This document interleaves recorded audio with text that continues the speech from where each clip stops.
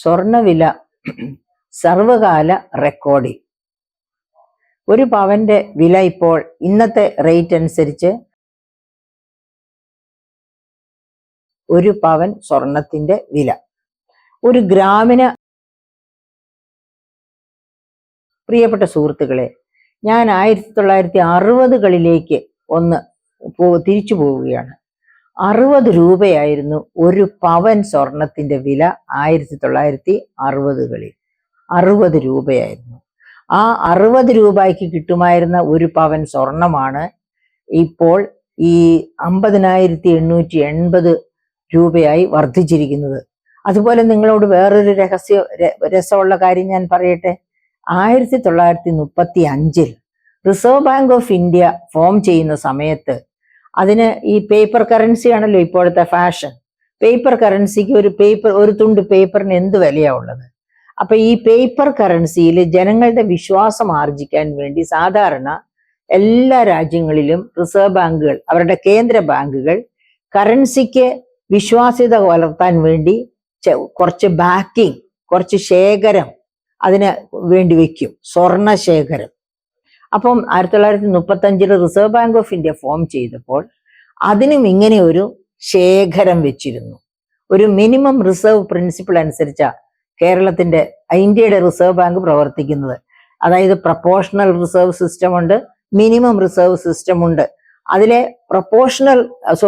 Minimum reserve സിസ്റ്റമാണ് Indian central bank follow ചെയ്യുന്നത്. അപ്പൊ എന്താണ് ഈ മിനിമം റിസർവ്? ഒരു മിനിമം റിസർവ്, അതായത് 200 കോടിയുടെ റിസർവ്. എന്തൊക്കെയാണ് ഈ റിസർവിൽ ഉള്ളത്? 115 കോടിയുടെ സ്വർണവും 85 കോടിയുടെ മറ്റ് foreign currency, dollar, pound sterling, അങ്ങനെയുള്ള ഹാർഡ് ഫോറിൻ കറൻസി. അങ്ങനെയാണ് 200 കോടിയുടെ ശേഖരം വെച്ചിരിക്കുന്നത്. ആ ശേഖരത്തെ, 200 കോടിയുടെ ശേഖരത്തെ മിനിമം റിസർവ് എന്ന് നമ്മൾ പറയുന്നു. എന്തിനാണ് അതിനെ മിനിമം റിസർവ് എന്ന് പറയുന്നത്? ഇത്രയും റിസർവ് വെച്ചുകൊണ്ടാണ് പിന്നെ ഓരോ വർഷവും കറൻസി അടിക്കുന്നത്. കമ്മട്ടത്തില്, റിസർവ് ബാങ്കിന്റെ കമ്മട്ടത്തിൽ കറൻസി അടിക്കുന്നത്. അപ്പൊ ആ കറൻസി അങ്ങ് ഇഷ്ടം പോലെ അടിച്ചിറക്കുകയാണോ? അല്ല.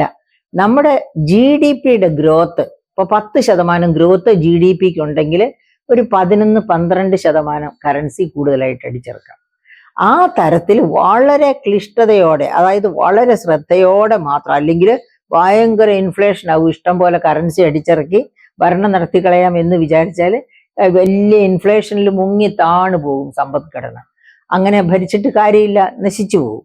അപ്പൊ അങ്ങനെ ഒന്നും വരാതിരിക്കാൻ വേണ്ടി കറൻസിയെ വളരെ നിയതമായ തരത്തിൽ നിയന്ത്രിച്ച് വേണം മുമ്പോട്ട് കൊണ്ടുപോകാൻ.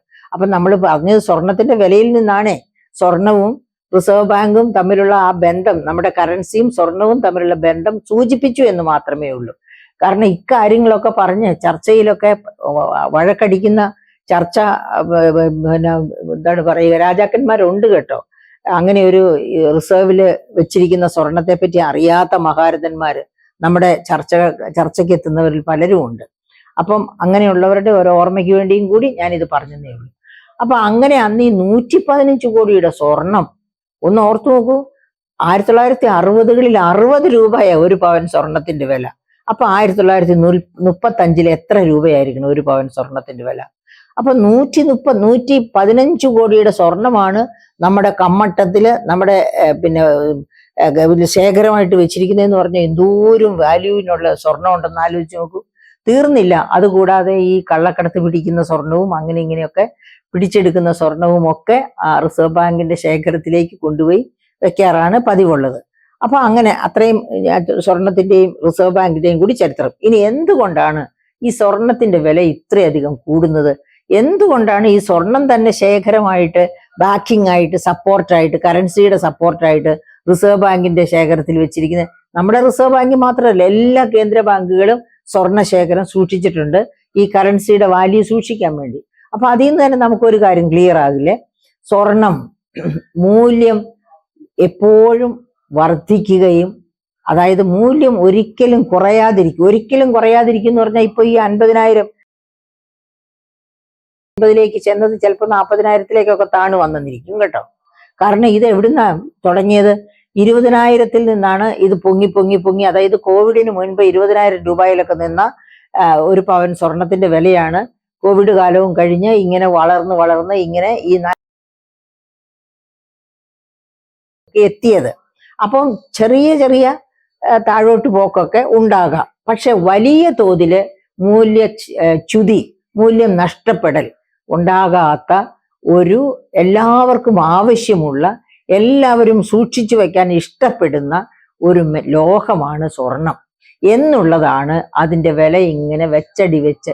അതായത് ലോകത്ത് എന്തെങ്കിലും ഒരു പ്രതിസന്ധി ഉണ്ടായാൽ, ഈ 2019 കോവിഡാണ് സ്വർണത്തിന്റെ വില ഇത്രയധികം വർദ്ധിപ്പിക്കാൻ ഒരു പ്രധാനപ്പെട്ട കാരണമായി തീർന്നത്. അതായത് ലോകത്ത് വലിയ പ്രതിസന്ധി, ആഗോള പ്രതിസന്ധി എന്തുണ്ടാകുന്നോ അപ്പോഴൊക്കെ സ്വർണത്തിന്റെ വില കൂടും. അപ്പോഴൊക്കെ സ്വർണത്തിന്റെ വില കൂടും എന്ന് പറഞ്ഞാൽ പല കാരണങ്ങൾ കൊണ്ടാണ് അങ്ങനെ. ഒന്നാമത്, ഒരു കാരണവശാലും വലിയ തോതിൽ മൂല്യച്യുതി, പെട്ടെന്ന് ശകലം മൂല്യം 1-2 വർഷത്തേക്ക് കുറച്ച് 10,000 ഒക്കെ രൂപ വില താഴേക്ക് പോയെന്നിരിക്കുക. പക്ഷെ വീണ്ടും അത് അതുപോലെ ഓരോരോ കാരണങ്ങളുടെ പേരിൽ വീണ്ടും ഉയരും. അങ്ങനെ എപ്പോഴും വില വർദ്ധിച്ചുകൊണ്ടിരിക്കുന്ന, അതായത് മൂല്യം വർദ്ധിച്ചുകൊണ്ടിരിക്കുന്ന ഒരേ ഒരു ഉൽപ്പന്നമാണ് ലോകത്തുള്ളത്, അതിപ്പോൾ സ്വർണമാണ്. അത് മാത്രവുമല്ല, ഇതിന് വേറൊരു പ്രത്യേകതയുണ്ട്. നമ്മൾ പണം കയ്യിൽ വെച്ചോണ്ടിരുന്നാല് നമുക്കറിയാം, നമുക്ക് ഏതാവശ്യം വന്നാലും ലിക്വിഡ് ക്യാഷാണ് ആവശ്യം. അപ്പൊ ആ ലിക്വിഡ് ക്യാഷ് ഉപയോഗിച്ച് എല്ലാ കാര്യങ്ങളും, ആവശ്യങ്ങളും, നമ്മുടെ ഡിമാൻഡ്സ് എന്തൊക്കെയാണോ, വിപണിയിൽ നമ്മൾ എന്തൊക്കെ വാങ്ങണോ അതിനൊക്കെ നമുക്ക് പണം കയ്യിലുണ്ടെങ്കിൽ വാങ്ങാൻ പറ്റും. ഇനി ഏതെങ്കിലും ഒരു കാരണവശാല് പണം കയ്യിലില്ല, പണം പെട്ടെന്ന് ഉണ്ടാക്കണം എന്ന് വെച്ചു, അതായത് ഒരുപാട് പണം പെട്ടെന്ന് ആവശ്യം, വലിയൊരു എന്തെങ്കിലും ഒരു അപ്രതീക്ഷിതമായ പണത്തിന്റെ ആവശ്യം വന്നു, കയ്യിലുണ്ടായിരുന്ന പണവും ഒക്കെ തീർന്നു, പിന്നെ അങ്ങനെയുള്ള ഒരു അവസ്ഥ വന്നു എന്നിരിക്കട്ടെ. അപ്പൊ നമുക്ക് നമ്മുടെ കയ്യിൽ സ്വർണമുണ്ടെങ്കിൽ ആ സ്വർണത്തെ ബാങ്കിൽ കൊണ്ടുപോയി പണയം വെച്ച് പൈസയാക്കി എടുക്കാം. ഏതാനും മണിക്കൂറുകൾ സമയം മതി. അതായത് അതേ സമയത്ത് നമ്മൾ ഒരുപാട് ഭൂമി വാങ്ങിച്ചു കൂട്ടിയിട്ടുണ്ടെന്നിരിക്കട്ടെ, നമുക്ക് പണം ആവശ്യം വരുമ്പോൾ പെട്ടെന്ന് ഭൂമി വിറ്റ് പണം എടുക്കാൻ പറ്റുമോ? പെട്ടെന്ന് ഭൂമി കൊണ്ടേ പണയം വെച്ച് പണം എടുക്കാൻ പറ്റുമോ? അതിനൊക്കെ അതിന്റെ ആധാരമൊക്കെ തപ്പിയെടുത്തൊക്കെ ദിവസങ്ങൾ എടുക്കും. അതേ സമയത്ത് സ്വർണമാണെങ്കിൽ 1 പവൻ കൊണ്ടുവന്ന് പണയം വെച്ചു, അല്ലെങ്കിൽ 10 പവൻ കൊണ്ടുവന്ന് പണയം വെച്ചു, പെട്ടെന്ന് തന്നെ നമുക്ക് ആവശ്യമുള്ള പണത്തിന്റെ ആവശ്യം എന്തോ അതായത് ലിക്വിഡിറ്റി വളരെ പ്രധാനപ്പെട്ട ജീവിതത്തില്. ഞാൻ പറഞ്ഞില്ലേ, അതായത് ഒരു സമ്പദ്ഘടന ഓടുന്നത് കറൻസിയുടെ വീലിലാണ്. കറൻസി ഇഷ്ടം പോലെ ഇങ്ങനെ ചെലവഴിച്ചുകൊണ്ടിരിക്കുമ്പോഴാണ് ആ സമ്പദ്ഘടന പിന്നെ ഓടുന്നത്. എന്ന് പറഞ്ഞതുപോലെ തന്നെ വ്യക്തികളുടെ അനുദിന ജീവിതവും മുന്നോട്ട് പോകുന്നത് പണം കൊണ്ടുള്ള ക്രയവിക്രയത്തിന്റെ ബേസിസിലാണ്. നമുക്ക് ഓരോ ദിവസവും ആവശ്യമുള്ള എല്ലാ വസ്തുക്കളും, അന്നദാനത്തിന് ആവശ്യം, ഭക്ഷണത്തിന് ആവശ്യമുള്ളത് തൊട്ട് വസ്ത്രത്തിനുള്ളത് എന്ന് വേണ്ട എവ്രിതിങ്, എന്തൊക്കെ ആവശ്യമുണ്ടോ അതൊക്കെ നമ്മൾ അനുദിനം വാങ്ങിക്കുന്നത് പണം കൊടുത്തിട്ടാണ്. അപ്പൊ ഈ പണം ഇല്ലാതെ നമുക്ക് മുന്നോട്ട് പോകാൻ നിവൃത്തിയില്ലാത്ത അവസ്ഥയാണ്. അതുകൊണ്ടാണ് പണവും ഈ സ്വർണവും തമ്മിൽ നമുക്ക് ബന്ധപ്പെടുത്താൻ കഴിയുന്നത്. അതായത് ഒന്നുകിൽ പണമായിട്ട് വയ്ക്കുക, പക്ഷെ പണമായിട്ട് എന്തുമാത്രം വെക്കാൻ പറ്റും, അതിനൊരു പരിധിയുണ്ട്. അപ്പൊ ബാക്കിയുള്ള ധനം നമ്മൾ പല വിധത്തിലാണ് സൂക്ഷിക്കുക. പക്ഷെ നല്ലൊരു ഭാഗം സ്വർണമായിട്ട് സൂക്ഷിക്കും. സ്വർണമായിട്ട് സൂക്ഷിച്ചാൽ ഏറ്റവും പ്രധാനപ്പെട്ട ഗുണം എന്താണെന്ന് വെച്ചാൽ, പെട്ടെന്ന് പണത്തിന് ആവശ്യം വന്നു, കയ്യിൽ പണമില്ലാതെ വന്നാൽ സ്വർണമാണെങ്കിൽ അതിനെ പണമാക്കി മാറ്റാനുള്ള സാധ്യതയുണ്ട്. പിന്നെ എന്താണ് ഈ സ്വർണത്തിന്റെ അതായത് നമുക്കറിയാം, ലോകത്ത് വലിയ അസമത്വം നിലനിൽക്കുകയാണ്, ക്രോണി ക്യാപിറ്റലിസം. ഈ ക്രോണി ക്യാപിറ്റലിസത്തിന്റെ മുഖമുദ്രയാണ് അസമത്വം എന്ന് പറയുന്നത്. ഇപ്പൊ നമുക്ക് തന്നെ അറിയാം, ഇന്ത്യയിലെ തന്നെ ലോകത്തെ ഏറ്റവും വലിയ ധനികരിൽ ഏതാനും പേര് ഇന്ത്യയിലുണ്ട്. പക്ഷേ ഇന്ത്യയുടെ പോപ്പുലേഷന്റെ ഒരു 28 കോടി പേരെങ്കിലും പട്ടിണിയിലാണ്, അതായത് ദാരിദ്ര്യത്തിലാണ്, ദാരിദ്ര്യരേഖയുടെ താഴെയാണ്. അപ്പൊ ഈ പറയപ്പെട്ട 3, 4 അല്ലെങ്കിൽ 10 ധനികരുണ്ടെങ്കിൽ ആ 10 ധനികരുടെ സ്വത്ത് ഇങ്ങോട്ട് ട്രാൻസ്ഫർ ചെയ്ത് കൊടുക്കുവോ? ഇല്ല. അപ്പൊ ഈ പാവപ്പെട്ട എന്ന് വെച്ചാൽ ഈ 10 ധനികര് അവരുടെ ധനം എങ്ങനെയാ സൂക്ഷിക്കുക? അവരവരുടെ ധനം സൂക്ഷിക്കുന്ന ഒരു വളരെ പ്രധാനപ്പെട്ട മാർഗമാകാം ഗോൾഡ് ഹോർഡിങ്. അതായത് സ്വർണം പിന്നെ ലോക്കറുകളിലോ അവിടെ എവിടെയെങ്കിലും ഒക്കെ ആയിട്ട് ഹോൾഡ് ചെയ്ത് വെച്ചിരിക്കും. ബിക്കോസ് അത് എങ്ങനെയാണെങ്കിൽ ഏറ്റവും സേഫ് ആയിട്ടുള്ള ധനം സൂക്ഷിക്കാനുള്ള ഏറ്റവും സേഫ് ആയിട്ടുള്ള ഒരു മാർഗമാണ് സ്വർണം എന്നുള്ളത് കൊണ്ട് അങ്ങനെ മാറ്റിവെക്കും. ഇനി അതുമല്ലെങ്കിൽ പിന്നെ അതുപോലെ തന്നെ സ്വർണത്തിന്റെ വില കൂടാനുള്ള മറ്റൊരു പ്രധാനപ്പെട്ട കാരണം ലോകത്ത് ഇപ്പൊ നിലനിൽക്കുന്ന കറൻസികളിൽ ഏറ്റവും വാല്യൂ ഹോൾഡ് ചെയ്യുന്ന, വാല്യൂ സ്റ്റേബിൾ ആയിട്ട് നിൽക്കുന്ന, അതായത് ചാഞ്ചാട്ടം കുറഞ്ഞ മൂല്യമുള്ള കറൻസിയാണ് ഡോളർ. അപ്പൊ ഈ ഡോളർ കറൻസി എപ്പോഴെങ്കിലും അൺസ്റ്റേബിൾ ആയാൽ, അതായത് ഈ കോവിഡ് കാലത്തൊക്കെ ഡോളർ കറൻസിയുടെ മൂല്യം തന്നെ താഴേക്ക് പോയിരുന്നു. അപ്പൊ അങ്ങനെ എപ്പോഴെങ്കിലും ഡോളർ കറൻസിയുടെ വാല്യൂ താഴാൻ തുടങ്ങിയാൽ ജനങ്ങൾ, അതായത് ജനങ്ങൾ എന്ന് പറഞ്ഞാൽ അല്ലെങ്കിൽ ഡോളർ സ്റ്റേബിളായിട്ട് നിൽക്കുകയാണെങ്കിൽ നമുക്ക് ജനങ്ങൾക്ക് ഈ ലോകത്ത് എവിടെയുള്ള ധനികർക്കും രണ്ട് ഓപ്ഷൻ ഉണ്ട്. ഒന്ന് ഡോളർ ടേംസിൽ ഇൻവെസ്റ്റ് ചെയ്യുക, അല്ലെങ്കിൽ ഗോൾഡ് ആക്കി ഇൻവെസ്റ്റ് ചെയ്യുക. ഡോളറിന്റെ ചാഞ്ചാട്ടം തുടങ്ങിയാൽ, ഡോളറിന്റെ വാല്യൂ കുറയാൻ തുടങ്ങിയാൽ ഡോളറിൽ നിക്ഷേപിച്ചിരിക്കുന്ന പണം, അതുപോലെ തന്നെ US ബോണ്ടുകളിൽ നിക്ഷേപിച്ചിരിക്കുന്ന പണം ഒക്കെ സ്വർണത്തിലേക്ക് മാറ്റും. എന്താ കാരണം? കാരണം ബോണ്ടിന്റെ വാല്യൂസിൽ ചാഞ്ചാട്ടം തുടങ്ങിയിരിക്കുന്നു, അത് അത്ര വിശ്വസനീയമല്ലാതായിരിക്കുന്നു. അപ്പം അത്ര സ്ട്രോങ് ആയിട്ടുള്ള ഒരു കറൻസിയാണ് ഡോളർ. അപ്പൊ ഡോളർ നല്ല വിലയിൽ നന്നായിട്ട് നല്ല മൂല്യവത്തായിട്ടിരിക്കുന്ന അവസരത്തിൽ, അതായത് അവിടെ ഡിഫ്ലേഷനും ഇല്ല ഇൻഫ്ലേഷനും ഇല്ല, അങ്ങനെ മോറോർലെസ് സ്റ്റേബിൾ ആയിട്ടിരിക്കുന്ന ഒരു അവസ്ഥയാണെങ്കിൽ ഡോളറിൽ ഇൻവെസ്റ്റ് ചെയ്യാൻ എല്ലാവർക്കും ഇഷ്ടമാണ്. അതൊരു ആഗോള ഹോട്ട് കറൻസിയാണ്, ആഗോള തലത്തിൽ എല്ലാവരും ഇഷ്ടപ്പെടുന്ന ഒരു കറൻസിയാണ് ഡോളർ. അതുകൊണ്ട് പക്ഷെ ആ ഡോളറിൽ ചാഞ്ചാട്ടം കണ്ടാൽ ഉടനെ തന്നെ സ്വർണത്തിലേക്ക് മാറും ആൾക്കാർ. അപ്പൊ അങ്ങനെ ഏത് തരത്തിലും വാല്യൂ ഹോൾഡ് ചെയ്യുന്ന ഒരു വസ്തുവാണ് സ്വർണം എന്നുള്ളത് കൊണ്ടും അതിനെ ക്യാഷാക്കി മാറ്റാൻ എളുപ്പമുണ്ട്. വസ്തുവോ മറ്റെന്തെങ്കിലുമോ പോലെയല്ല, ഇതിനെ പിന്നെ മണിയാക്കി മാറ്റാൻ എളുപ്പമുണ്ട്. ഈ കാരണങ്ങളാണ് പ്രധാനമായിട്ടും പിന്നെ സ്വർണത്തിന്റെ വില കൂടാനുള്ള കാരണം. പിന്നെ ഇന്ത്യയിൽ എന്താണ്, കേരളത്തിൽ എന്താണ് സ്വർണത്തിന് ഇത്രയധികം വില കൂടാൻ കാരണം? നമുക്കറിയാം 1000 ടണ്ണോളം സ്വർണമാണ്, ഒഫീഷ്യൽ കണക്കാണ്, വേൾഡ് ഗോൾഡ് കൗൺസിലിന്റെ കണക്കനുസരിച്ച് 800 മുതൽ 1000 ടൺ വരെ ഗോൾഡാണ് ഇന്ത്യയിലേക്ക് ഓരോ വർഷവും ഒഫീഷ്യലായിട്ട്, അതായത് നമ്മൾ കടൽ വഴി അങ്ങനെ ഇങ്ങനെയൊക്കെ എയർപോർട്ട് വഴിയൊക്കെ കൊണ്ടുവരുന്ന കള്ളക്കടത്ത് സ്വർണം അല്ല, അല്ലാതെ ഒഫീഷ്യലായിട്ട് നമ്മൾ വാങ്ങുന്ന, വിദേശത്ത് നിന്ന് വാങ്ങുന്ന സ്വർണം തന്നെ 800 മുതൽ 1000 ടൺ വരെ വരും. അതിൽ തന്നെ 20% കൺസ്യൂം ചെയ്യുന്നത് കേരളത്തിലാണെന്ന്, വാങ്ങുന്നത് കേരളത്തിലാണെന്നാണ് പറയുന്നത്. അപ്പൊ ഇതൊക്കെ എങ്ങനെയാണ് ഈ കേരളത്തിൽ ഇത്രയധികം സ്വർണം? ഒന്നാമത് കേരളത്തില് വലിയ തോതില് അന്തരമുണ്ട്, അതായത് വലിയ ധനികരുണ്ട്, ധാരാളം സമ്പത്തുള്ള ധനികരും സാധാരണക്കാരായിട്ടുള്ളവരും ഉണ്ട്. അപ്പൊ ഈ വലിയ സമ്പത്തുള്ള ധനികർക്ക് സ്വർണം സൂക്ഷിക്കാനുള്ള ഏറ്റവും സേഫ് ആയിട്ടുള്ള ഒരു മാർഗമാണ്. അത് പണമാക്കി മാറ്റിയാൽ എന്ത് സംഭവിക്കും? അവർ ഇൻകം ടാക്സ് കൊടുക്കണം. അപ്പൊ ഇൻകം ടാക്സ് കൊടുത്ത് കള്ളപ്പണം സൂക്ഷിച്ചു വെക്കാനും അത് കുറേശ്ശെ ചുരണ്ടിയെടുത്ത് വെള്ളപ്പണമാക്കാനും, ചുരണ്ടിയെടുത്തെന്ന് പറയുന്ന സ്വർണം ചുരണ്ടുമെന്നല്ല ഞാൻ ഉദ്ദേശിച്ച്, ആവശ്യം അനുസരിച്ച് കുറേശ്ശെ എടുത്ത് പിന്നെ മാറ്റി വെള്ളപ്പണമാക്കുന്ന അവസ്ഥയാണ് ഞാൻ ഉദ്ദേശിക്കുന്നത്. എന്തെല്ലാം മാർഗത്തിലൂടെയാണ് കള്ളപ്പണം വെള്ളപ്പണമാക്കി മാറ്റുന്നത്. ഉദാഹരണം, കൺസ്ട്രക്ഷൻ മേഖല, കള്ളപ്പണം വെള്ളപ്പണമാക്കുന്ന ഒരു വലിയ പ്രധാനപ്പെട്ട മേഖലയാണ് കൺസ്ട്രക്ഷൻ മേഖല. അവിടെ കൺസ്ട്രക്ഷൻ ഉൽപ്പന്നങ്ങളുടെ വിലയായിട്ടും കൂലിയായിട്ടും ഒക്കെ കള്ളപ്പണമായിരിക്കും കൊടുക്കുന്നത്. അങ്ങനെയൊക്കെ വെള്ളപ്പണമാക്കി മാറ്റാനുള്ള സാധ്യതയുള്ള ഒരു മേഖലയാണ് കൺസ്ട്രക്ഷൻ മേഖല. എന്ന് പറഞ്ഞതുപോലെ ഒരുപാട് മാർഗങ്ങളുണ്ട് കള്ളപ്പണം വെള്ളപ്പണമാക്കാൻ. അപ്പൊ അതിനെ സ്വർണമാക്കി കൊണ്ടെന്ന് വെച്ചാൽ ഇൻകം ടാക്സ് വെട്ടിക്കാം. ഇൻകം ടാക്സ് വെട്ടിക്കുന്നത് ഒരിക്കലും നല്ലതല്ല എന്ന് വിശ്വസിക്കുന്ന കൂട്ടത്തിലാണ്. ഒരു പൈസ പോലും ഇൻകം ടാക്സ് വെട്ടിക്കാൻ ആരെയും പ്രേരിപ്പിക്കാത്ത കൂട്ടത്തിലുമാണ് ഞാൻ.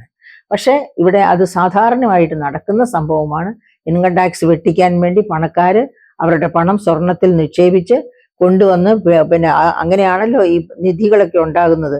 അവർ ചിലപ്പോൾ പറയാനോ കാണിച്ചു കൊടുക്കാനോ മറന്നുപോയി മരിച്ചുപോയി കഴിഞ്ഞാൽ എത്രയോ നൂറ്റാണ്ടുകൾ കഴിഞ്ഞായിരിക്കും ചിലപ്പോൾ ആരെങ്കിലും നിധിയായിട്ട് അത് കണ്ടെത്തുന്നത്. അപ്പൊ അങ്ങനെയാണ് പണ്ട് രാജഭരണ കാലത്തൊക്കെ ഒരുപാട് നിധി കുംഭങ്ങളൊക്കെ ഓരോരുത്തർക്ക് കിട്ടി പണക്കാരായിട്ടുള്ളത്. അപ്പൊ അതിനുള്ള ഒരു സാധ്യതയാണ് ഞാൻ ഈ പറയുന്നത്. ഈ സ്വർണത്തിന്റെ വില കൂടാനുള്ള ഒരു പ്രധാനപ്പെട്ട കാരണം ഇങ്ങനെ വാങ്ങി വെക്കാനായിട്ട്, അതായത് കള്ളപ്പണമായിട്ട് സൂക്ഷിക്കാൻ വേറെ മാർഗമൊന്നുമില്ല. കറൻസി ഒരിക്കൽ ഡിമോണിറ്റൈസേഷൻ ചെയ്തതുപോലെ പിന്നെ അസാധുവാക്കി കഴിഞ്ഞാൽ പണമായിട്ട് വെച്ചാൽ എല്ലാം പോകും. അപ്പൊ അതിനെ സ്വർണമാക്കി വെക്കുവാണെങ്കിലോ ഒരു കാരണവശാലും അത് അങ്ങനെ നഷ്ടപ്പെടുകയില്ല. അങ്ങനെ വിശ്വസിച്ച് ഒരു ധനം സൂക്ഷിക്കാൻ പറ്റുന്ന ഒരു മാധ്യമമാണ് സ്വർണം. അതുകൊണ്ടാണ്. പിന്നെ ഇവിടെ കേരളത്തിൽ ഇത്രയധികം സ്വർണം വിറ്റഴിക്കപ്പെടുന്നത് എങ്ങനെ എന്ന് ചോദിക്കുമ്പോൾ നമ്മൾ ഒന്ന് TV തുറന്നു നോക്കുക, ഏതെങ്കിലും ഒരു മാധ്യമം, പ്രത്യേകിച്ച് ന്യൂസ് മീഡിയ തുറന്നു നോക്കിയാൽ നമുക്കറിയാം ഏറ്റവും കൂടുതൽ കണ്ണഞ്ചിക്കുന്ന തരത്തിലുള്ള അഡ്വർടൈസ്മെന്റ്സ് മാഫിയയാണ്, സ്വർണ്ണ മാഫിയയുടെ അഡ്വർടൈസ്മെന്റ്സ്. അത് മാത്രമാണ് കേൾക്കുന്നത്. അപ്പോൾ ഇതുകൊണ്ട് വലിയ അപകടമുണ്ട്. ഈ സ്വർണ്ണ മാഫിയ വരുത്തുന്ന അപകടം നമ്മൾ ഓർക്കണം. അതായത് ഒരു പെൺകുഞ്ഞ് പിറക്കുമ്പോൾ തന്നെ, അമർത്യ സെൻ ഇവിടെ ഇന്ത്യയിലേക്ക് ആദ്യം സാമ്പത്തിക ശാസ്ത്രത്തിന് നൊബേൽ പ്രൈസ് കൊണ്ടുവന്ന സാമ്പത്തിക ശാസ്ത്രജ്ഞനാണ് അമർത്യ സെൻ. അദ്ദേഹത്തിന്റെ ഡെവലപ്മെന്റ് ഓഫ് ഫ്രീഡം എന്നുള്ള ആ നോബൽ പ്രൈസ് കിട്ടുന്ന ആ ബുക്കിൽ തന്നെ വളരെ ശക്തിയായിട്ട് പിന്നെ പ്രസ്താവിച്ചിട്ടുള്ള ഒരു കാര്യമാണ് മിസ്സിംഗ് വിമൻ. അതായത് അതാണ് കാണാതെ പോകുന്ന പെണ്ണുങ്ങൾ, വനിതകൾ എന്ന് വെച്ചാൽ പെൺകുഞ്ഞുങ്ങളെ, ഭ്രൂണത്തിലെ തന്നെ പെൺകുഞ്ഞുങ്ങളെ ഹത്യ ചെയ്യുന്ന ഒരാചാരമുള്ള രാജ്യമാണ് ഇന്ത്യ. അതായത് മക്കളിലൂടെയല്ല, ആൺമക്കളിലൂടെ മാത്രമേ സ്വർഗം പ്രാപിക്കൂ എന്ന വിചാരം കൊണ്ട് മരണക്രിയകളൊക്കെ ചെയ്യുന്നത് ആൺമക്കളാണ് ഇന്ത്യയുടെ പരമ്പരാഗത രീതി അനുസരിച്ച്. അപ്പോൾ പിന്നെ ഒരു പെൺകുഞ്ഞിനെ അല്ല വേണ്ടത്, അവർക്ക് ആൺകുഞ്ഞിനെയാണ് വേണ്ടത്. അപ്പോൾ 2 or 3 പെൺകുഞ്ഞുങ്ങളൊക്കെ ഉണ്ടാകുന്നു എന്ന് വെച്ചാൽ അവസാനം ആകുമ്പോഴത്തേനും ഒരു ആൺകുഞ്ഞിന് വേണ്ടി ഭ്രൂണമാകുന്ന പെൺകുഞ്ഞുങ്ങളെയൊക്കെ ഹത്യ ചെയ്യപ്പെടും.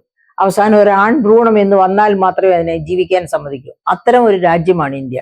അത്തരം ഒരു രാജ്യത്തിന്റെ ഒരു ഭാഗമാണ് കേരളം. ഇവിടെയും ഈ ഭ്രൂണഹത്യയിലേക്ക് നയിക്കാവുന്ന തരത്തില് വളരെ ക്രൂരമായ ഘോര വിനോദമായിട്ടാണ് ഇത്തരം അഡ്വർടൈസ്മെന്റ്സ് കാണുമ്പോൾ എനിക്ക് തോന്നുന്നത്. പാതാതികേശം സ്വർണവും ഇട്ടുപൊതിഞ്ഞ് അവളെ ചേർത്ത് നിർത്തിയിരിക്കുന്ന ഒരു പുരുഷൻ, എനിക്ക് അത്തരം പുരുഷന്മാരോട് തന്നെ ഒരു ശകലം ബഹുമാനം പോലുമില്ല. കാരണം അവർ സ്വർണത്തെയാണ്, പെണ്ണിനെയല്ല സ്നേഹിക്കുന്നത് എന്നതിന്റെ ഉത്തമ ദൃഷ്ടാന്തമാണ് അങ്ങനെ സ്വർണത്തിൽ പൊതിഞ്ഞു കിട്ടിയ സ്ത്രീയെയും ചേർത്ത് നടക്കുന്ന പുരുഷന്മാർ. അപ്പം ഈ അഡ്വർടൈസ്മെന്റ്സ് മാത്രമല്ല, ഈ സ്വർണഭ്രമത്തെ, അതായത് സ്ത്രീ ഒരാസ്തിയാണ്, ഒരു ബാധ്യതയല്ല എന്ന് വിശ്വാസമുണ്ടെങ്കിൽ അവളോടൊപ്പം 1 ടൺ സ്വർണം കൊടുത്തയക്കേണ്ട ഒരു സാധ്യതയുമില്ല. അവൾ ഒരാസ്തിയാണ് എങ്കിൽ സ്വന്തം എക്സിസ്റ്റൻസിന് വേണ്ടി, താൻ ഉൽപ്പാദിപ്പിക്കുന്ന കുഞ്ഞുങ്ങൾക്ക് വേണ്ടി ആ സ്ത്രീ തന്നെ വേണ്ടത് ചെയ്തു കൊള്ളും. അപ്പൊ പിന്നെ എന്തിനാണ് അവളെ കെട്ടിമൂടത്തക്ക രീതിയിൽ സ്വർണം കൊടുത്തയക്കുന്നത്? അതിന്റെ ആവശ്യമില്ല. അഥവാ അതുണ്ടെങ്കിൽ തന്നെ ആവശ്യമായിട്ട് വരുന്ന സാഹചര്യങ്ങളിൽ ആവശ്യങ്ങൾക്ക് പണമായിട്ടോ അല്ലെങ്കിൽ അപ്പോൾ സ്വർണമായിട്ടോ ഒക്കെ കൊടുത്താൽ മതി.